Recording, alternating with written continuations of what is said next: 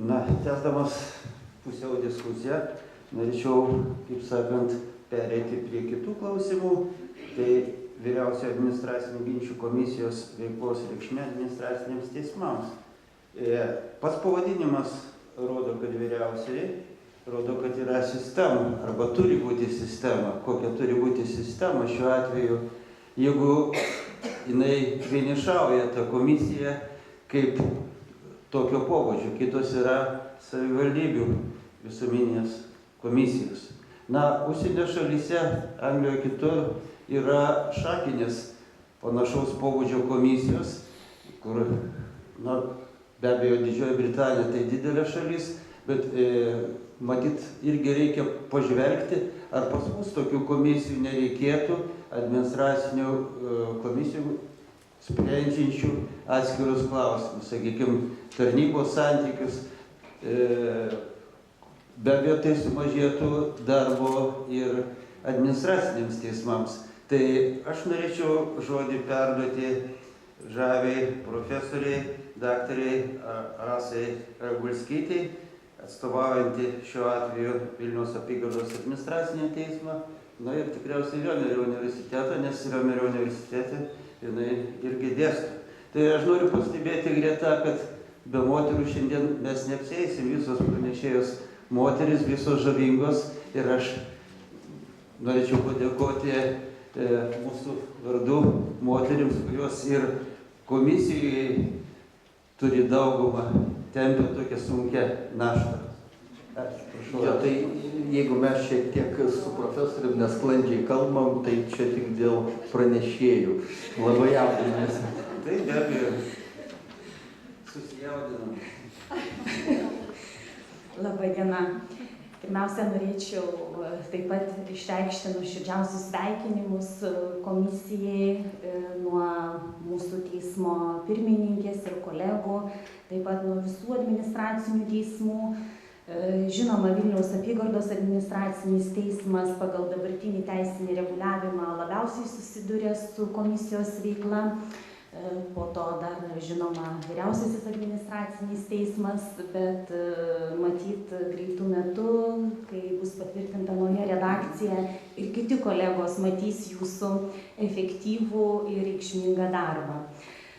Tai savo pranešimą, tokį galbūt ir diskusinį, sukeliantį tam tikrų idėjų, pamastymų, vertinimų, norėčiau pradėti nuo komisijos statuso, nes iš tikrųjų reikšmė teismams kiekvienos institucijos pirmiausia prasideda, kokį statusą turi ta institucija. Tai, kaip jau pirmininkė minėjo,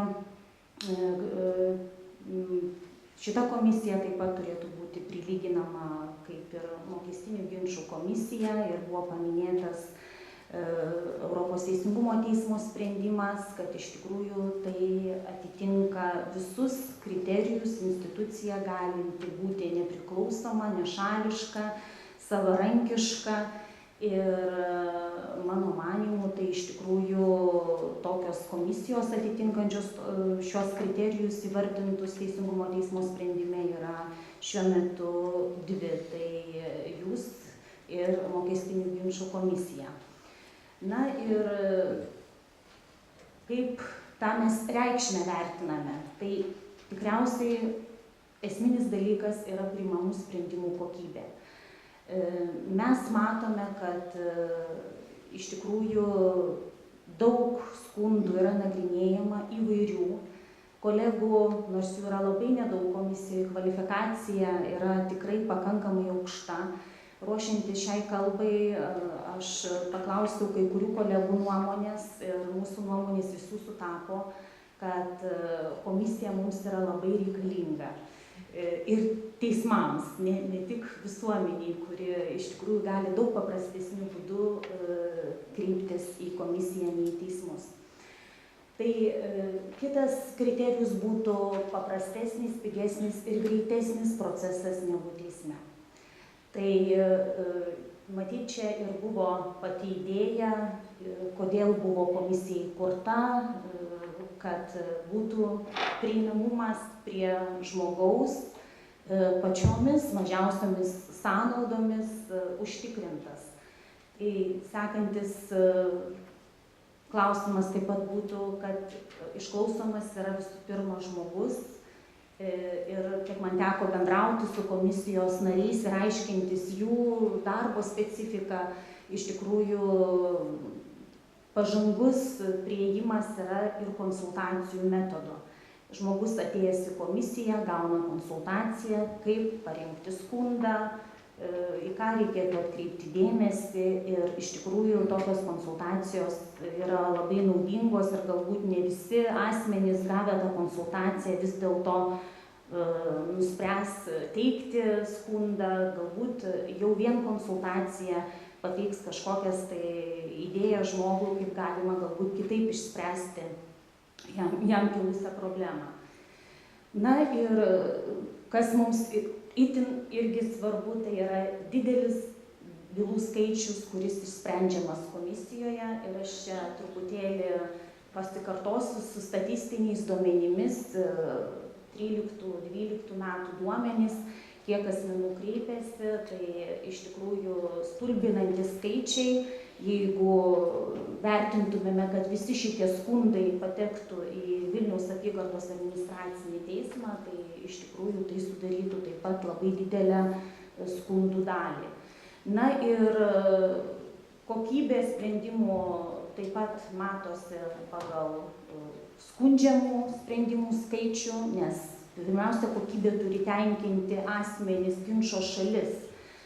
Tik antras rodiklis, kiek sprendimų būna panaikinta, kai jie yra apskundžiami, turėtų būti vertinamas. Pirmiausia, kad tiek mažai yra apskundžiama, manau, kad reikia vertinti kaip tikrai didelį pasitikėjimą komisijos darbu ir komisijos nariais. Ką galima patobulinti? Na, galima tobulinti, matyti visada. Aš išskirčiau tokius kelis aspektus. Tai mano manimu yra tobulintina visa ikiteisminė ginčų nagrinėjimo sistema. Šio patobulinimo rezultatas turėtų būti aiškesnė ir skaidresnė ikiteisminė ginčų nagrinėjimo sistema. Mes turime įvairiausių institucijų, kartais asmenys iš tikrųjų nežino, kaip reikia įgyvendinti tą ikiteisminę tvarką. Šiuo atveju komisijos turime gana aiškią kompetenciją, nors kaip pirmininkė nurodė, iš tikrųjų ta kompetencija kinta ir vėl atsiranda neaiškumų, ar tam tikras ginčas spręstinas komisijoje ar ne. Tuo tarpu, kalbant apie įvairiausius kitus ginčus, iš tikrųjų netgi ir teisme kyla klausimas, ar būtina ikiteisminė tvarka, ar apskritai tokia yra. Ir tai turėtų būti matyti aiškiau reglamentuota, nes tai yra tikrai teisės į teisingą savo teisių gynimą prielaida.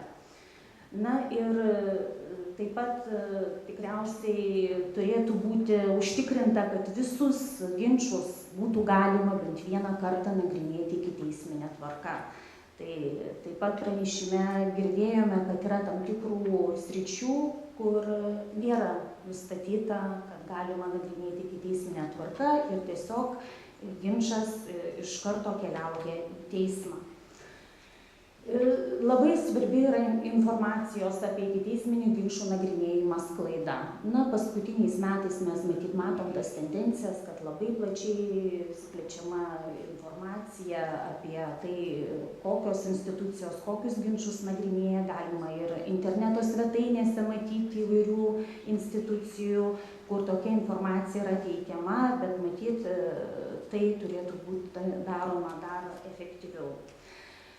Ką mes matome kaip teismai vyriausiosios administracinių ginčų komisijos vaidmenyje, tai pirmiausia, mes matome jos kaip mediatoriaus vaidmenį. Iš tikrųjų, asmuo atėjęs į komisiją, tai ne tas pats, kaip asmuo atėjęs į teismą. Teisme yra kitokios procedūros, yra tam tikra subordinacija, hierarchija. Komisijoje yra laisvesnis prieinamumas tiek ir prie komisijos narių kaip profesionalų, kurie nagrinėjant ginčą taip pat gali išspręsti klausimus, kurių negali išspręsti teisėjas arba negali apie tai kalbėti. Mes turime uždarą procesą, tai nėra, sakysim, vokiškas ar austriškas modelis, kur teisėjas kalbasi su asmeniu. Mūsų sistema paremta šiek tiek kitais principais ir komisija būtent gali užtikrinti tą balansą. Na ir kaip matėme, darbo krūvis komisijoje yra pakankamai didelis ir jos populiarumas, jos nauda, pasitikėjimas, jie matyt rodo, kad iš tikrųjų turėtų būti atsižvelgta, kad personalo ir finansiniai ištekliai turėtų būti suderinti su darbo krūviu, nes kiekvieną darbą atlieka žmonės ir tik tai kokybiškas darbas gali būti taip vertinamas, kaip mes vertiname jį šiandien.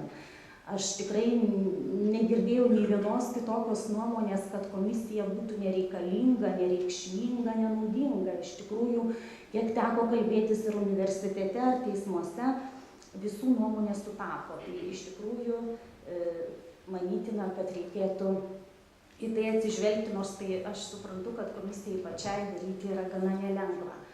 Na ir taip pat buvo užsiminta apie naujai parengtą projektą tiek administracinių bylų teisenos įstatymo, tiek administracinių ginčų komisijų įstatymo. Kokie klausimai rūpi mums kaip teismams, tai aš čia kai kurios punktus išrašiau, kad numatyta komisijų įstatymo projekte aiškesnė skundų priėmimo, pasirengimo bylų nagrinėjimų ir nagrinėjimo tvarka. Taip pat keičiama vyriausiosios administracinių ginčų komisijos sprendimų vykdymo tvarka. Jinai bus priverstinai numatyta, priverstinis vykdymas civilinio proceso kodekso tvarka.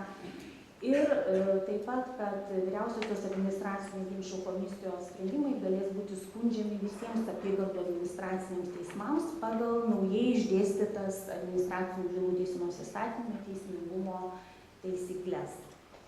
Tai mano mintis galbūt būtų tokios pagrindinės, o iš tikrųjų smagu, kad bendradarbiaujame, kad stengiamės išspręsti bendrai problemas ir šis mūsų susitikimas jau yra, matyti, trečias ar ketvirtas, kiek mes diskutuojame tais klausimais ir linkime jums sėkmės.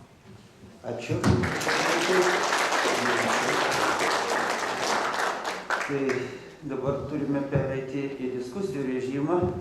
Taigi, kaip sakant, diskutuoti galima labai lengvai jau trečiojo klausimą. Ir tiesiog norėčiau prelegentės paklausti. Buvo paminėta, kad turėtų būti aiškesnė administracinių ginčių sistema. Na, aiškiai sistema šiuo atveju turi aptarnauti vieną bendrą tikslą, tai yra žmogaus teisių gynimą. Tai kokią sistemą, sakykime, jūs suprantat ir kokią siūlytumėt sistemą, kaip sakant, kaip darbo grupės narė?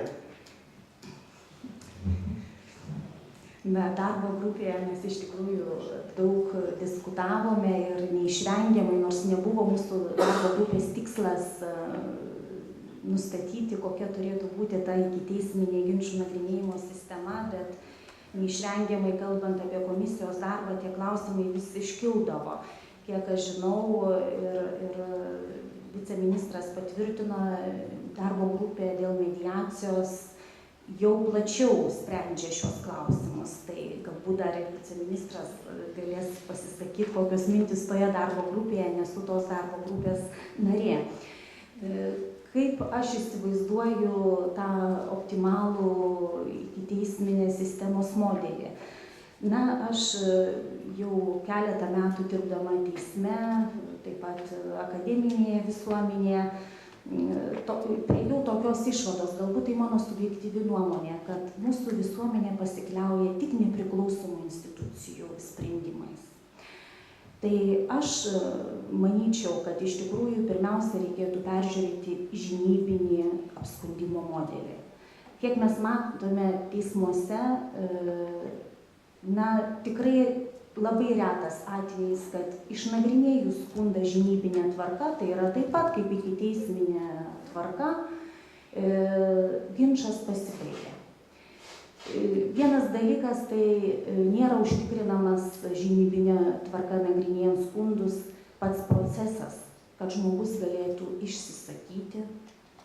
Galbūt būtų rastas taikus sprendimas, ką mes dažnai matome teisme, kad iš tikrųjų taikaus sprendimo variantas yra galimas, bet šalys neturėjo galimybių dėl to išsidiskutuoti. O teismas, tikrai turėtų būti paskutinė vieta tokiai diskusijai. Ta diskusija turi vykti daug anksčiau su viešo administravimo institucija. Kitas dalykas, aš nežinau, ar pačios institucijos turėdamos šitą galimybę peržiūrėti žinybinę tvarką, iš tikrųjų rimtai tai žiūri. Nes yra daugelis atvejų, sakysime, kaip žemės santykių srityje, tai teritorinį sprendimą priima padalinys, vėliau apskundus žinybinė tvarka šitą sprendimą, atsakymą, tai yra persprendžia vėlgi tas pats padalinys. Tai iš tikrųjų, kur ta ikiteisminė tvarka, jeigu tas pats subjektas vėl peržiūri savo sprendimą, tai vadinasi, jinai nefunkcionuoja. Tai žinoma, nei vienas iš mūsų nepasikliautumėm peržiūrimų to paties subjekto. Jis gali galbūt ištaisyti savo klaidą, bet tai nebus nepriklausoma, nešališka institucija.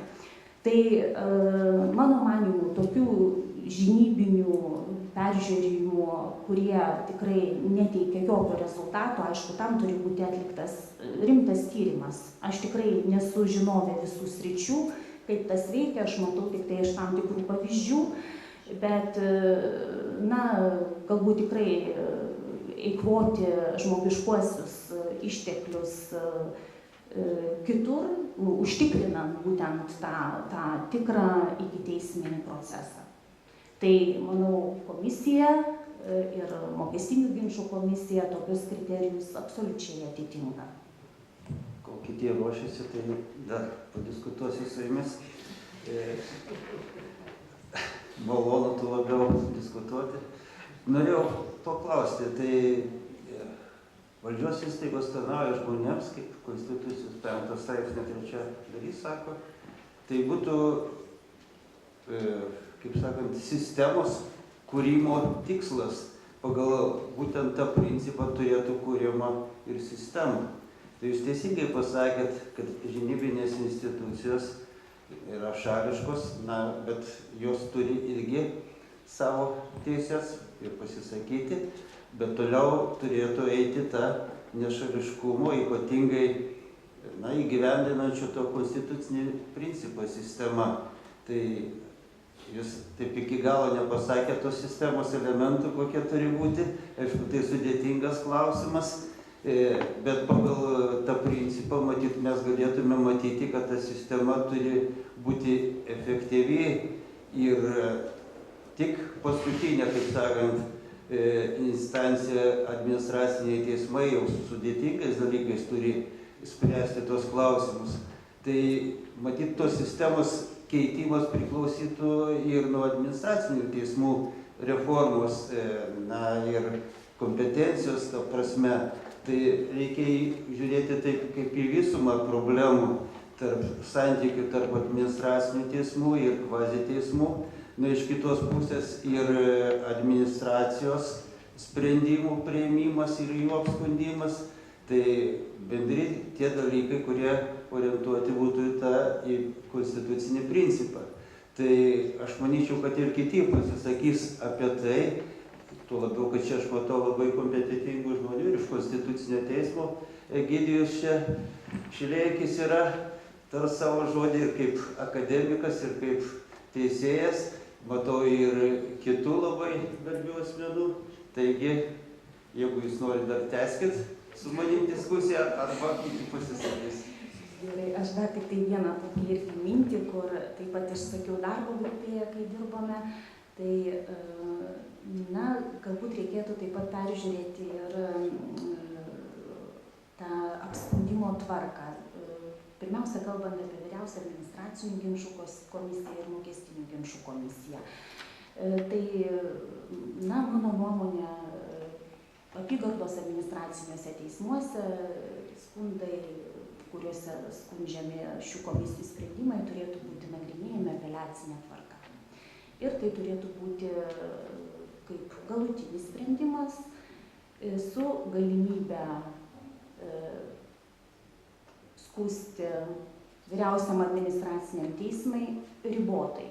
Tai yra, jeigu tai iš tikrųjų yra svarbus teisės aiškinimo, praktikos suvienodinimo klausimas ir panašiai. Na, mes Lietuvoje dabar iš tikrųjų turim tokį modelį, kai skųsti galima, na, kai kuriuose, matyt, mokestiniuose ginčuose 5 kartus. Tai nėra optimali sistema. To nereikalauja žmogaus teisų konvencija ar Europos Sąjungos teisės aktai. Turi būti efektyvi sistema, bet efektyvi sistema nereiškia, kad žmogus gali dėl to paties ginčo 5 kartus eiti laipteliais aukštyn. Tai ne tas tikslas turi būti siekiamas. Tai aš manyčiau, tokios nepriklausomos institucijos kaip šios komisijos tikrai apeliacijos pakanka vyriausiam administraciniam teisme, tik tai dėl tam tikrų atskirų atvejų būtų galima peržiūra jau kaip kasacija. Tai mano dar tokia buvo mintis.